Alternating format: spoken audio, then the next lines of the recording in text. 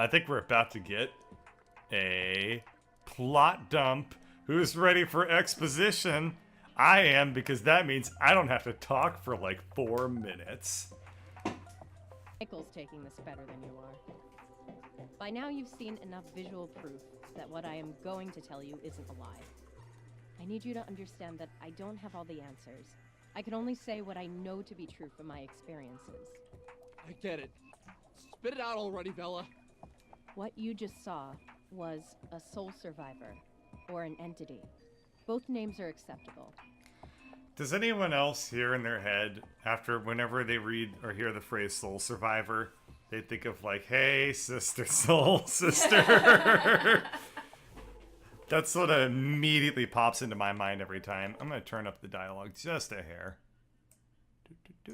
That should help a little bit. These beings are a visual representation of a soul that has escaped from its body. You see, it is entirely possible for a human being to separate their soul from their body. In doing so, you leave behind your physical form, and more often, you can't retrieve it.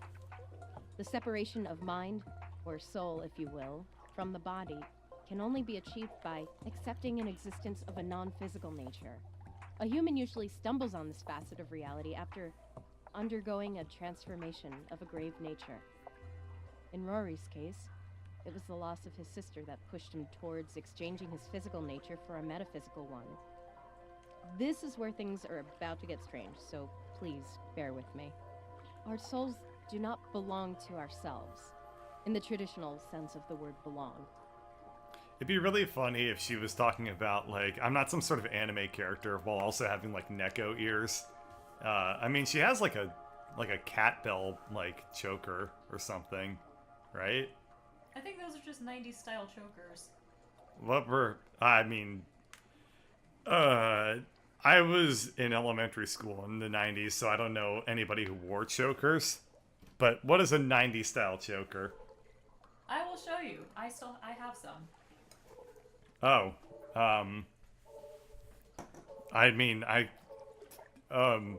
that's not... Okay, that's not what I expected. Well, I guess it's, I guess I have to set up the webcam now. I'm not gonna show Ladybird, but I am gonna, damn it, I am gonna show a choker of hers, apparently. So this, no, damn it, I was not prepared to set up anything. Does my webcam even work? Video capture device. Nah, it doesn't look like my webcam works anymore. Nah. Okay. Well, I guess I will pull up I guess I will Google image search 90s choker. I accidentally typed in 90s chicken, which gave me the cow, the chicken from Cow and Chicken.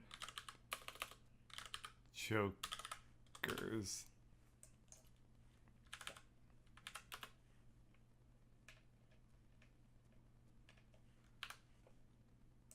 '90s style chokers. Alright. So I guess that looks something like this? That I can't, I was so not prepared for doing this that I have like I am like haphazardly trying to put this shit together. Okay, so these are apparently what 90s style chokers are. I guess that one's like a 90s style choker, which, okay, I guess it'd be this one. Here you go. Alright. My webcam doesn't work, so I'm not able to show this off, though. But, I guess I can describe it as, Well, you're looking at the back of it, but yeah. Okay, hang on. You can probably try to find one that looks similar. I could, or there's MS Paint. All right, That we're is gonna make better. this document 1,000 by 1,000. So this is the rough approximation of what this choker looks like, which is it's like bloop, bloop. Wow, MS Paint is running slowly. What a sentence that is. Okay, it's like and then and then and then and then we have like other bits on this side, and then we have in gray we have a bunch of little like things like that that kind of like are holding it together. They're little like geometric like bead things, I guess. And then it's got like, oh, I kind of messed up a little bit of it. Okay, so I guess I need to erase a part of this now. So it's got like a sequence of like, oh, hang on. What happened to my pencil? I need to go. I need to use a brush. This is MS Paint. We don't use the pencil tool here. So it's got like a little part like this, and then it's got, you know, you got your latch. So, you know, you got something like that. And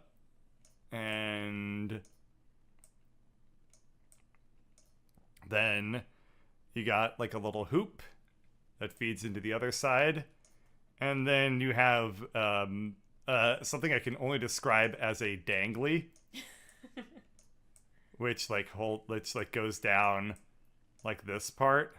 Yeah, so like if you have a fatter neck, Yeah. you can like make it bigger. Oh, okay. And I assume that goes around, you know, your neck.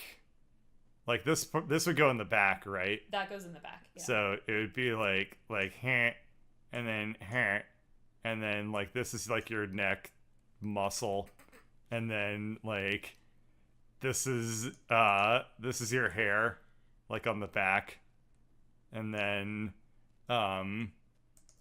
like up here is gonna be like your ear, and then like this is like the mouth. And then lips.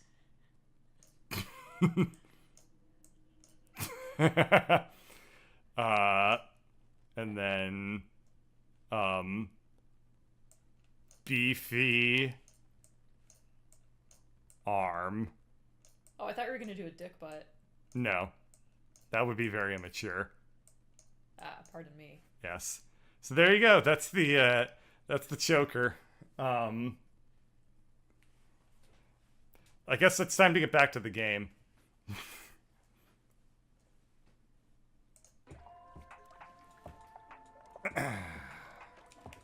And now my picture's all messed up. Boop. There we go.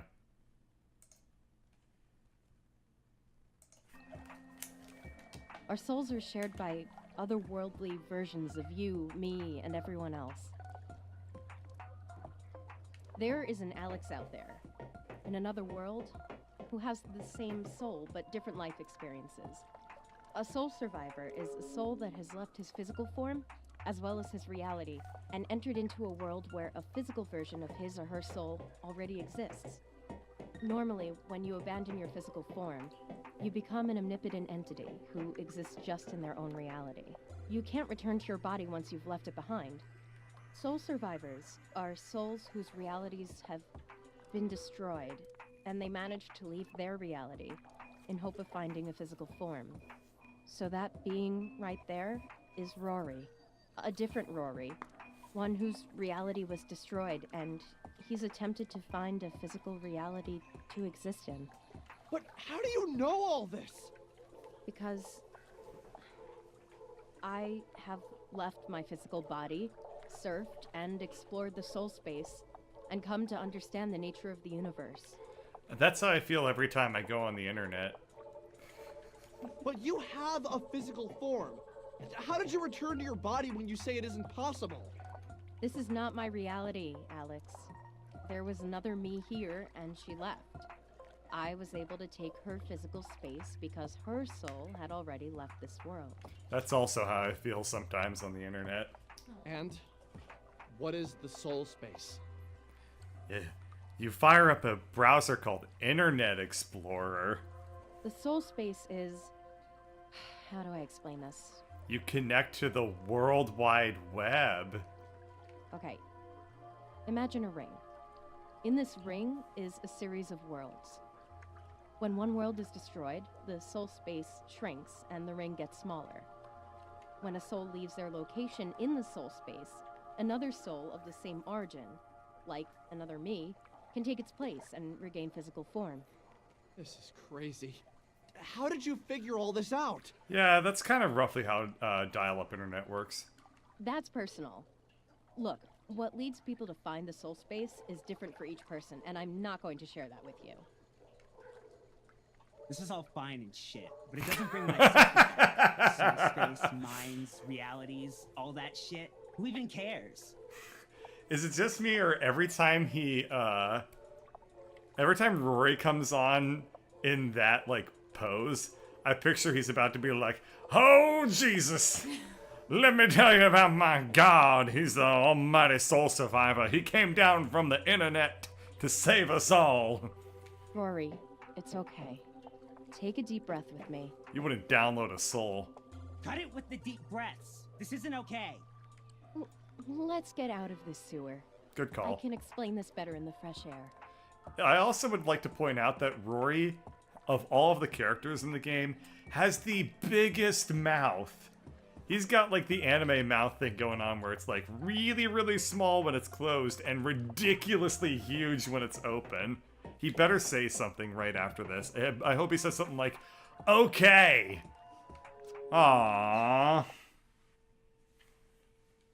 Ah. We hear a faint electrical crackling, and a hint of life crosses behind the eyes of the sleeping figure. But as soon as it appears, it fades imperceptibly to a flicker. We confer on our thoughts on the machine and decide that there is activity inside of its circuits. We refrain from referring to it as alive, as logic and science dictate that this is only an emulation of life. This creature has no feelings, no desires, no wants.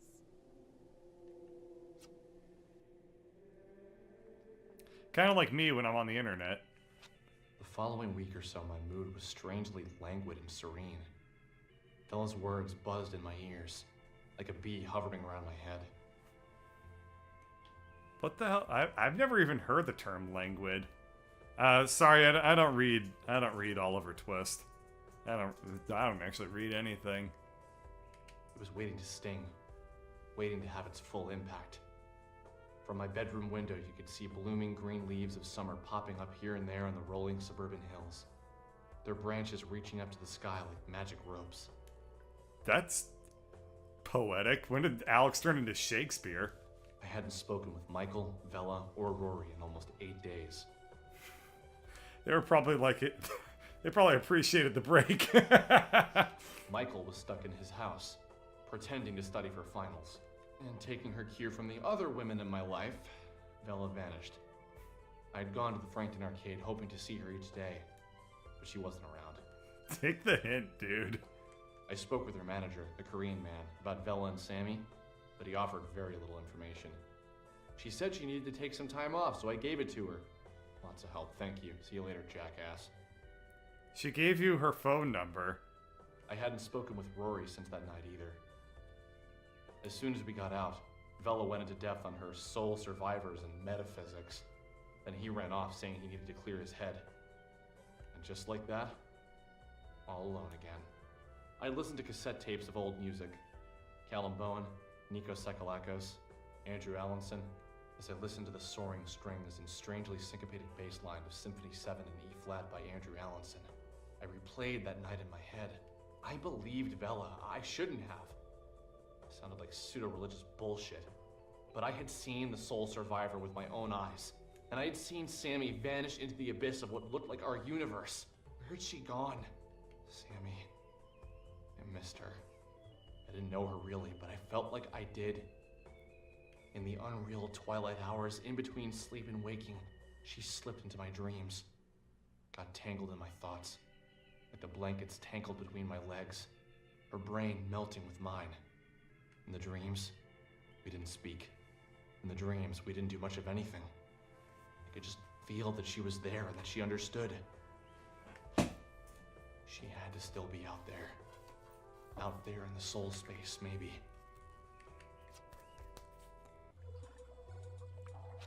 Shit. Okay, so listen up. Since a soul survivor has spent a lot of time down here, it's likely we're going to find some very strange things. You may have seen some before, so relax. Don't freak out if you see them. Our goal is to get outside where we can talk safely. We're here? I'm a little confused. I thought we were done with the sewer, but... I think you have to make your way out. I see, so we did a flash forward to him, reflecting on this stuff that's about to happen. I kind of buy it. I don't know why this guy suddenly started talking like, Rossetti all of a sudden, but that was kind of unexpectedly interestingly written. Okay, so I don't think I can respec, but I've kind of committed to going a certain way with all this stuff. So, let's level up. I've kind of committed to going a certain direction, and I'm just going to go ahead and sunk all the cost of the fallacy here. Okay, so that's interesting. I can purge the entity. Meaning what exactly?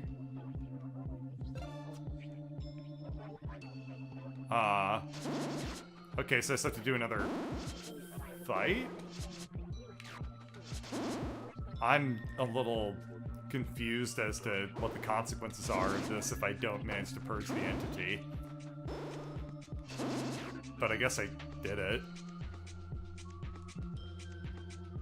Like, how many attempts do I get to do that? Does it just always fail me? I'm not entirely sure. Okay, what do I want to do here? Let's probably go ahead and put this into strength. And we'll put this next one into defense. And then the other two I'll put into HP. And let's do speed. Okay, that should do it. What? No. I want to lock these in. Oh, right, I forgot I need to go in and actually go through this entire cutscene every single time. Right. I'm not gonna level up because I forgot that I hated this. I forgot that leveling up in this game takes a million years and is not, like, fun. Like, just give me... Interesting. Oh, I see. So when I purge an entity from an icon, I get better rewards out of it. Okay, that's good to know. Let's go over here and level up my party members. Encourage my friends to level up. Whoops. Okay, encourage my friends to level up. Yes. Okay. I'll put them at...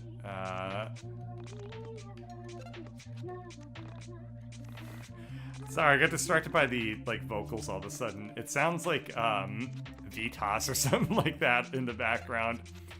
I like to think that that's, Sammy.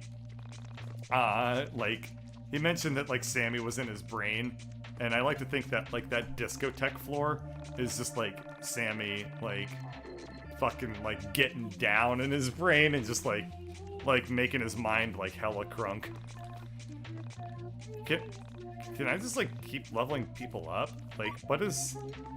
I don't quite get what,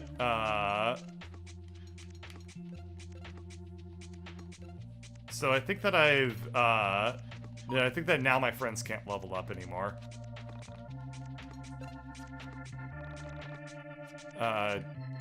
Was I wrong? Okay, so I can't level them up anymore. So Alex is underleveled, but see the thing is, why can't leveling Alex just be like that? I wish instead of like, oh, you have to go through the door and like you have to, you know, call your mom and you have to do all this other shit. Like, I just wish I could just click a button and be like, more level, please. Alright, let's leave the mine dungeon now. And, I guess I'll level up too, just because. And I guess I need to now go through the front door. I'm not doing too great on items, but I don't feel like a very strong need to buy anymore here. The crow... Oh, that's good. The crow can auto-level me. I know, but I want to have it both. I want to be able to level up and customize my own stats, but I don't want to spend 1,000 years doing it. This was not what I expected. I thought I was leaving the sewer, not going into the afterlife again.